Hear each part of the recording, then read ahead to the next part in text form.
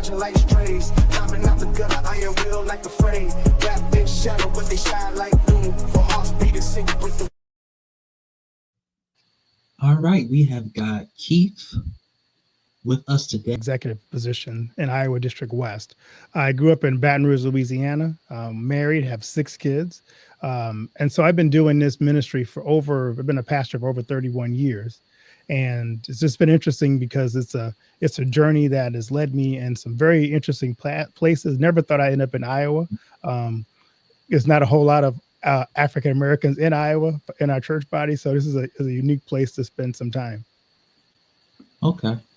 And how long have you been a pastor there? I've been a pastor here for 5 years. Before that, I served in the Detroit area first.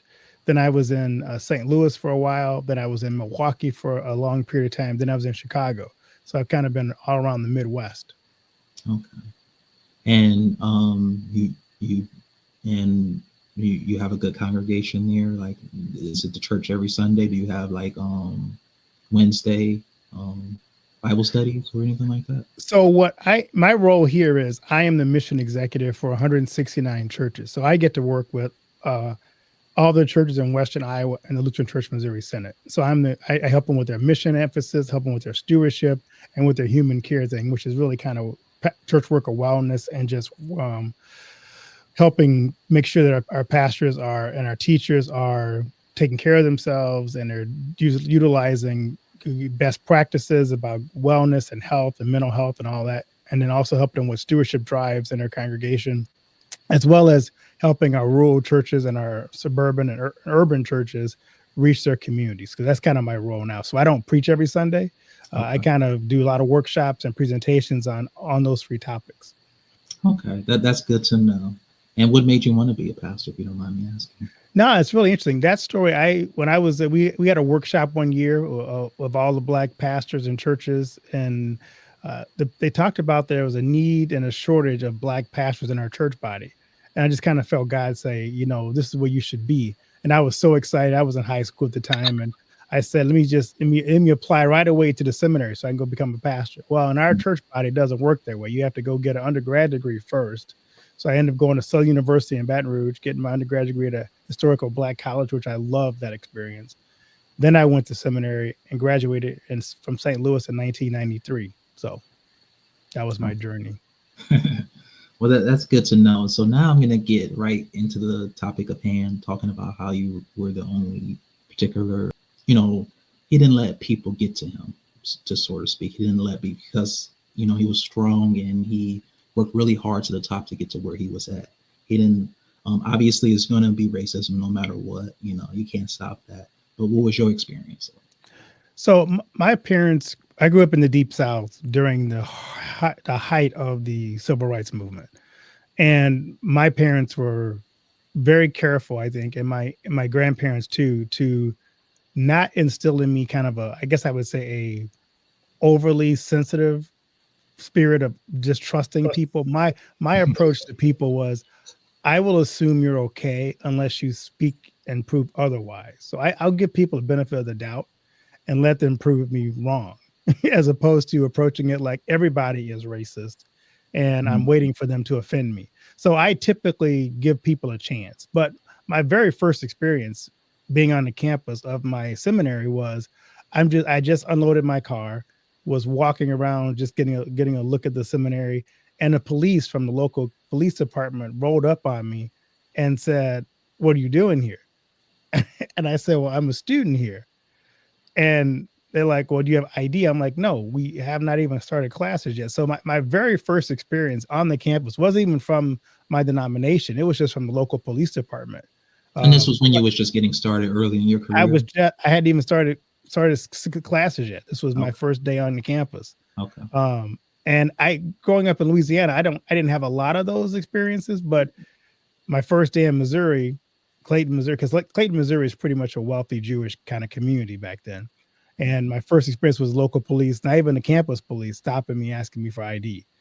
And, everywhere, that whole first year was difficult because for me, people would say things at my professors that was kind of odd to me. Like I had one professor say to me, "Your people expect more."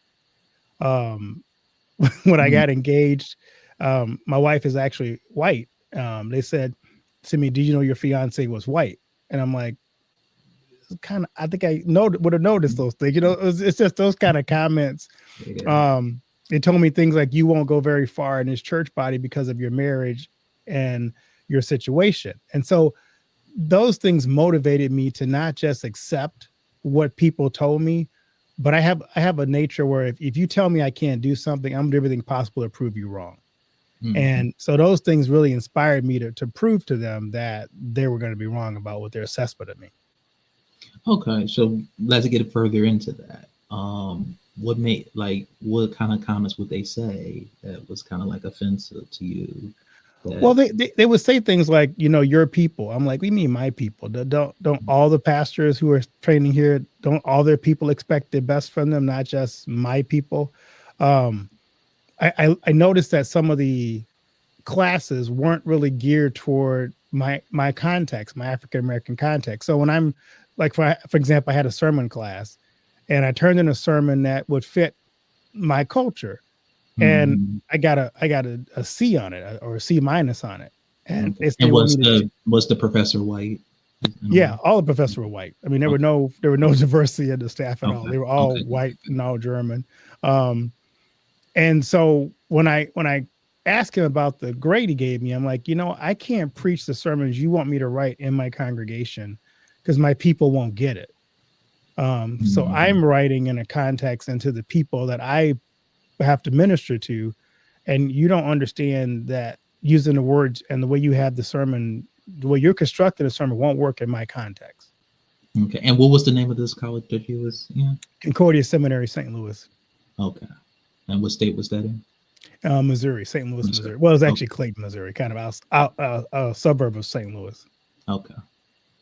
Yeah, and so obviously, you wanted to kind of fit the culture to when you're giving these sermons to the different people that was coming to listen to it. Um, so obviously, there was no black people there to kind of listen to the sermons and pick up Right. what you're saying. So how did you deal with that? Like, did you just write to cater to just white people, or how Well, did you? I wrote to pass a class, but I didn't preach those sermons in my congregation. So you have to learn to follow.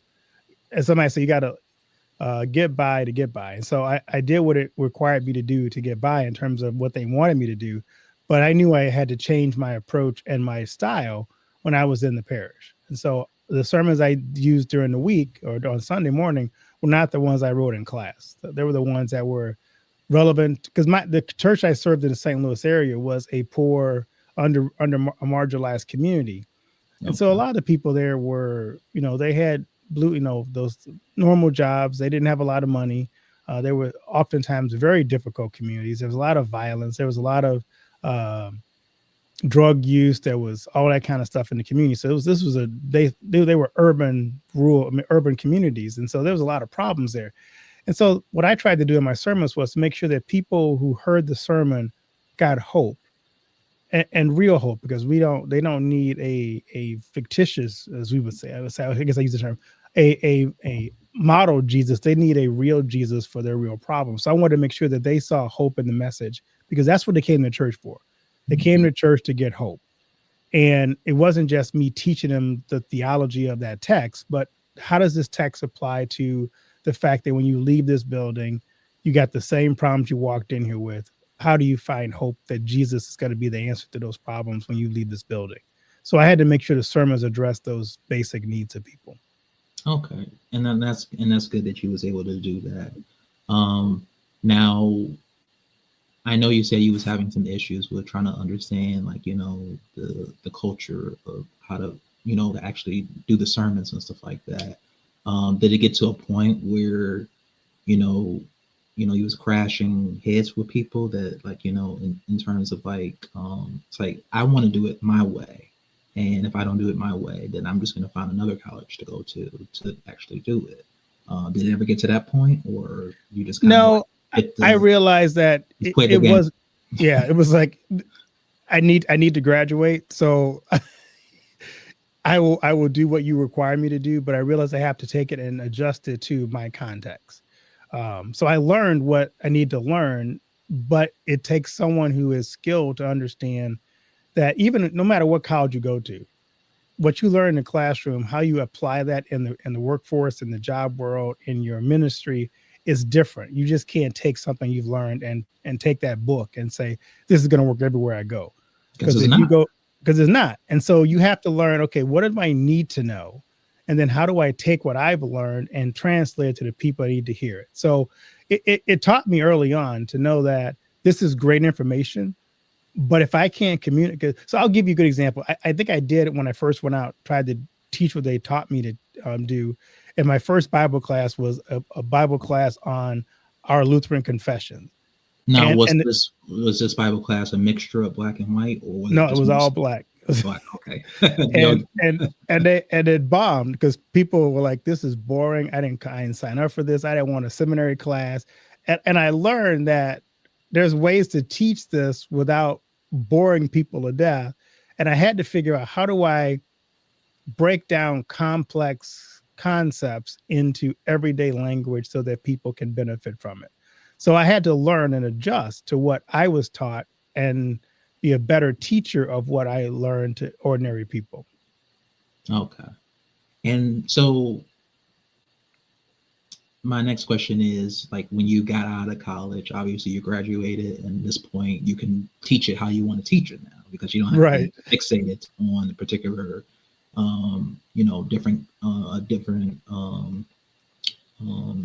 ethnicity. You don't have to be fixated on making it fit for their liking. You can now be yourself and teach it how you want to teach it, because I see pastors, praise the Lord and all that, they go on Right. and open, because our culture, we go extra, Right.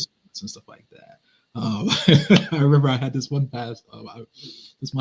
His name was God, what was the name? His name was Martin Luther, and he would just pray, like he would just go real crazy, like he would start really slow in his sermons, and then he would work everybody up into a certain point, and he would start coming out off the pulpit and start yelling and screaming, our culture and stuff like that. I do. So, and that was that got everybody excited. We don't want anything boring. So I kind of understand in terms of how you understood that you have to cater to the Black people. So now that you're out of college, you can kind of do whatever you want to do in terms of teaching it.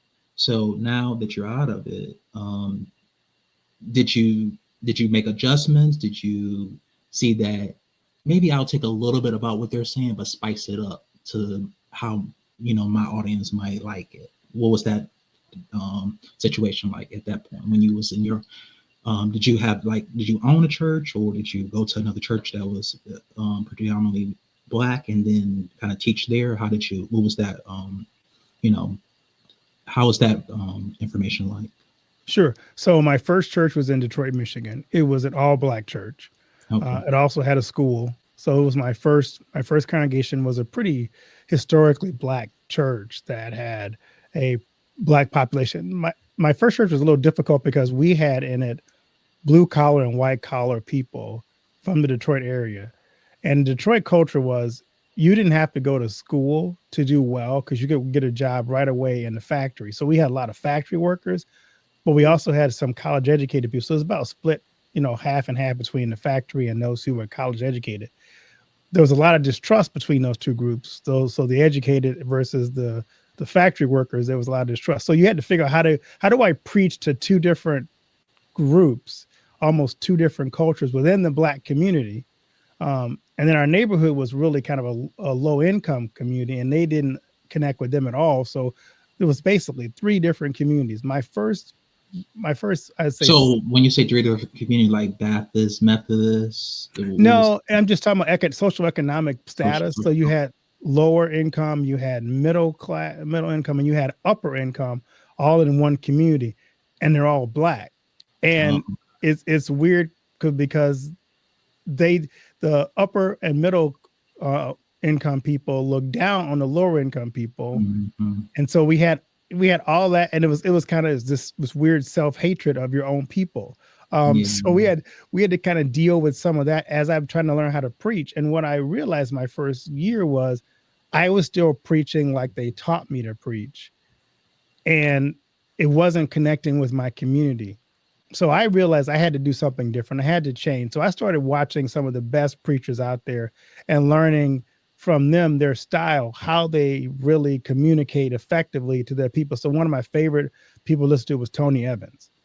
Um, and I loved how he could take the scriptures and make them come alive and weave stories into it. And so I started kind of listening to him every week, and I started incorporating some of the things he did. And I remember the first time I came back and I started to get it, one of my members, my older members of my church said, "You preach like your mama was here today."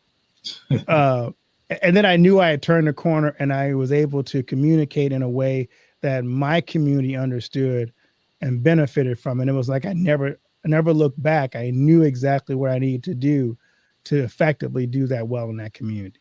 And give us an example of how you did it. Like, are you the type of preacher that likes like to yell to get your point across, or hollering, Yeah. jumping around, what No, it is? our church body doesn't really do much of that. But what you did have to do is I learned to integrate stories into the sermon and just become myself, of just taking the scriptures and breaking it down in such a way that people walked away with learning something every day they didn't know when they walked into the building. So I want them to walk away and it's like, I did not know that. That was so impactful. And when you talk about incorporate, like, so do you like incorporate real life issues, like people going through, like people homelessness and stuff like that in your sermons, or you kind of? I'm very careful not to include stories of people in my congregation. Okay. or my family. We have a rule in my family: don't use me in the sermon.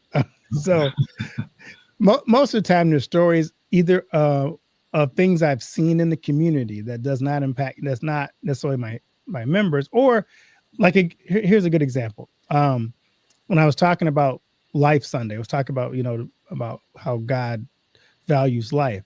I told a story about there was a professor who gave his students an assignment, and the assignment was: here's a family who's has 4 kids.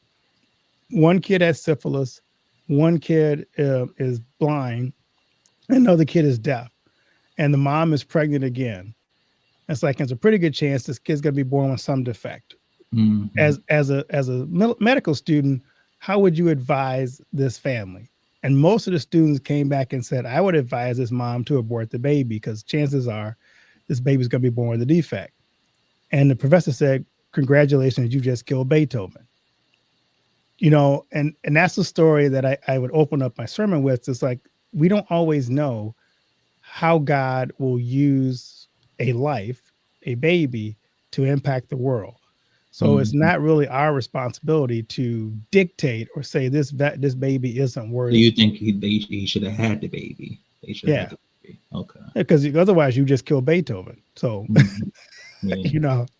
But the point is like when we play God, we have no idea what God has in mind for that child. Even if that child doesn't have every advantage that some other child may have. Okay. And I wanted to kind of get more into like the, without it being too controversial, I wanted to get more into the inner workings of how you deal with, the members that thought they were better than other people in the church. Like, because I know that, you have 2 different tax bracket incomes of Black people. You have the rich, the middle class, and then you just really have the poor at that point. Mm-hmm. How did you deal? Like, how did you see? Like, because when you come to church, because for my philosophy, this is my opinion, so don't take this too seriously. When you come to the church, you come as is, and then I notice always some Black people like coming real nice, decked out, taking it like they're going to the club or something like that. Right. And then you have the poor people, like they'll just come something like this, Right. And they don't really care because they know that your soul is more important than what you wear, to come as you is. And so how did you deal with that? Like, you have the crashes of 2 different people, like one is, poor and the other one's thinking they're better than the other people. How did you get those two communities together? Like, was it always like they just didn't like each other, or It wasn't so much not liking, is not respecting. So the middle and upper middle class didn't respect the poor people. They always assumed they could have done more for themselves. Hmm. So one thing I changed right away in my church is when I first got there, all the elders would come to church with a three-piece suit on and a tie. And they expected the pastor, a three-piece suit, tie, Stacey Adams shoes. And matter of fact, some member bought me some Stacey Adams shoes so I could wear them to church. I hated them because the bottoms were slick and it didn't really work well on the carpet when I'm preaching. But one thing I did was I'm like, I'm going to dress down in Dockers and a nice dress shirt or a nice casual shirt because I want people to see the pastor as someone who's accessible, not someone who is not approachable. And I had my elders, I said, I want you to dress down too, because when people come in the door, you're the first people that they see. And if they feel like they're not welcoming unless they have a three-piece suit and a tie on, then they're not going to stay. And it took a while to convince them to dress down a bit. So the first time they tried dressing down, they still had their suit on, but they didn't have a tie on. It took them a while to get to just, okay, you can wear your dress slacks, but wear just a nice dress shirt with no tie. That began to change their mindset about realizing that everybody can't afford to dress the way you do. And then when those people come to church, realize they don't understand all of our traditions, our practices. So be more patient. Because I had a lady come who had not ever been to church before. She brought her baby to the church. Oh, I know that must have gotten the congregation upset. Well, it wasn't just that, but she brought a balloon because she knew he was going to be a little restless. And she sat up front and he's playing with his helium balloon during church. And some lady walks up to her and says, "Look, ma'am, your child's being too noisy. We have a baby, a nursery in the back of the church. Can you go back there with your child?" She picked up her stuff and she left the church and never came back again. And I had to teach my people that if you're inviting people to the church who have not been part of this community, they don't understand all of your rules and regulations. You have to be patient. And I had worked on that young lady and her child for 6 months to get them to come to the church. So in my next meeting, I kind of explained them very gently that if you want young people here and kids here, they're going to be noisy. They're going to have Cheerios on your pew. They're going to sit in your favorite seat. They're going to bring helium balloons and sit up front. If you want to be a younger church for younger families, you have to be willing to take care of the noise that's going to come with those young families. So we had to teach them how to be welcoming and have a welcoming spirit for people. Yeah, and now that kind of brings me into my other conversation, my other point of view that I wanted to kind of bring up is like, the younger generation and then the older generation. Now we're not just talking about, rich versus poor. We're talking about like different generational brackets, like, Right. the older people versus the younger people.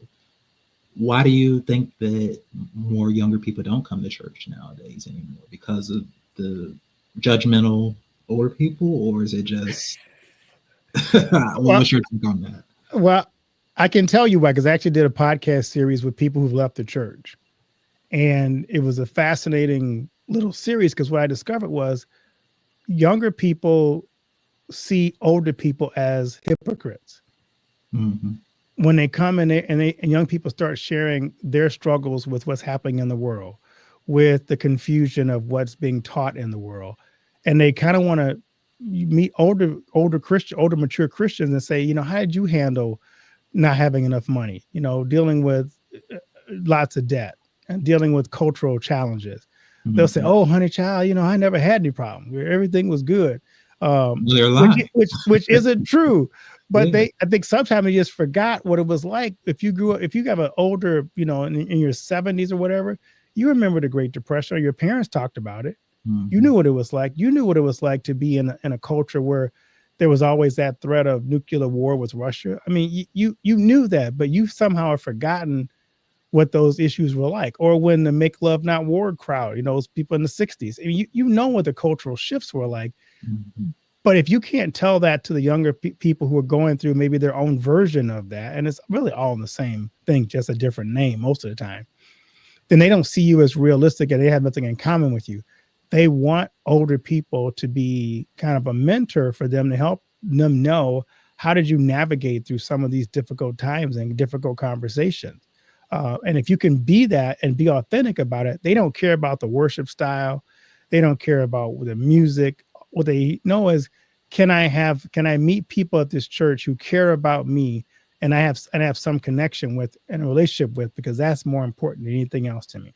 Yeah, and speaking of that, like I went to a church, and it was Second Baptist. It was in in Medina County, and I had this pastor. I had some of the congregation. They was just not what I thought they was going to be. It was a lot of hypocrisy in the church. We even heard out the pastor was stealing money from it was a hot mess. Like it was, not anything that I expected. And that was kind of like my first time ever going to church when I was like 15. And I never stepped foot in the church up until that point, because just hearing all these bad stories about like, don't go to church, they're hypocrites and stuff like that. And, you have to live life to experience what other people are saying. And you don't want to just take face value what people are saying without really experiencing it yourself. And so when I got into that church, I just started to see that these people are not loving, they're not loving. They're just greedy. They think they're better than others. And it's not just me coming in. There's other young people that was coming into the church noticing the same things, and they left before I did. I try to give people when I was younger more chances, but now I don't have that patience anymore. Now that I'm in my 30s, right? Exactly. But when you're in your 20s, when you're in your teens, going into your 20s, like you want to believe people are good. But when I start to see all of the dysfunction in the church, we don't accept gay people. We don't accept people that don't look like us and stuff like that. It's all these stipulations that God doesn't want for his children to have to deal with when they come to church.